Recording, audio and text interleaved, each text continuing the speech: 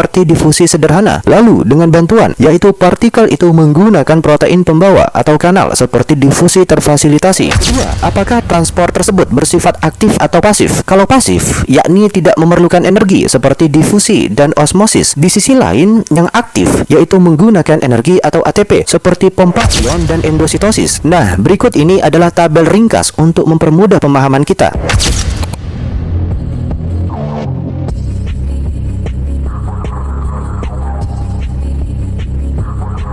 Keempat, pentingnya gaya aktif dan pasif dalam kehidupan. Kenapa sih gaya pasif itu penting bagi sel? Tentu karena gaya pasif itu memastikan bahan-bahan seperti oksigen, karbon dioksida, dan air itu dapat bergerak masuk dan keluar sel tanpa memerlukan energi. Kemudian, kenapa sih gaya aktif itu penting bagi sel? Tentu karena gaya aktif itu memungkinkan sel mengatasi tantangan lingkungan seperti mempertahankan keseimbangan ion atau menyerap nutrien penting meskipun ketersediaannya rendah. Lalu, apa sih yang terjadi jika sel itu tidak bisa melakukan gaya aktif? Yang terjadi adalah sel itu tidak bisa mempertahankan keseimbangan internalnya yang dapat menyebabkan gangguan pada fungsi tubuh seperti saraf dan otot. Jadi, baik gaya aktif maupun pasif itu memiliki peran vital dalam menjaga kehidupan sel. Pertama, gaya pasif itu memastikan bahwa bahan-bahan seperti oksigen, karbon dioksida, dan air itu dapat bergerak masuk dan keluar sel dengan efisien tanpa membebani sel dengan penggunaan energi. Kedua, gaya aktif itu memungkinkan sel untuk mengatasi tantangan lingkungan seperti mempertahankan keseimbangan ion atau menyerap nutrien penting meskipun ketersediaannya rendah di lingkungan sekitar. Jadi, tanpa kedua gaya ini, sel itu tidak akan dapat bertahan hidup atau menjalankan fungsi vitalnya. Setelah pembahasan yang panjang, tibalah kita di kesimpulan, yaitu gaya aktif dan pasif adalah mesin penggerak sel. Kenapa sih gaya aktif dan pasif disebut mesin penggerak sel? Tentu karena kedua gaya ini bekerja sama untuk memastikan sel mendapatkan bahan-bahan penting dan membuang limbah. Apa satu perbedaan utama antara gaya aktif dan pasif? Intinya, gaya pasif itu tidak memerlukan energi, sedangkan gaya aktif itu memerlukan energi atau ATP. Kemudian, bagaimana sih gaya aktif dan pasif itu membantu tubuh tetap sehat? Caranya dengan memastikan sel itu mendapatkan nutrien, air, dan ion yang dibutuhkan serta membuang limbah untuk menjaga keseimbangan. Jadi, teman-teman sekalian, gaya aktif dan pasif adalah dua mesin penggerak utama yang menjaga tubuh kita tetap terorganisasi dan berfungsi dengan harmonis. Gaya pasif adalah cara efisien untuk memindahkan bahan-bahan tanpa energi mengikuti gradien alami, sedangkan gaya aktif adalah cara kuat untuk memindahkan bahan-bahan melawan arus menggunakan energi untuk memenuhi kebutuhan sel. Nah, melalui kerja keras kedua gaya ini, tubuh kita dapat menjaga homeostasis dan memastikan bahwa semua sistem bekerja dengan harmonis. Mari kita syukuri keajaiban tubuh kita yang begitu kompleks namun harmonis. Dengan memahami pentingnya gaya aktif dan pasif, kita juga bisa lebih sadar tentang pentingnya menjaga kesehatan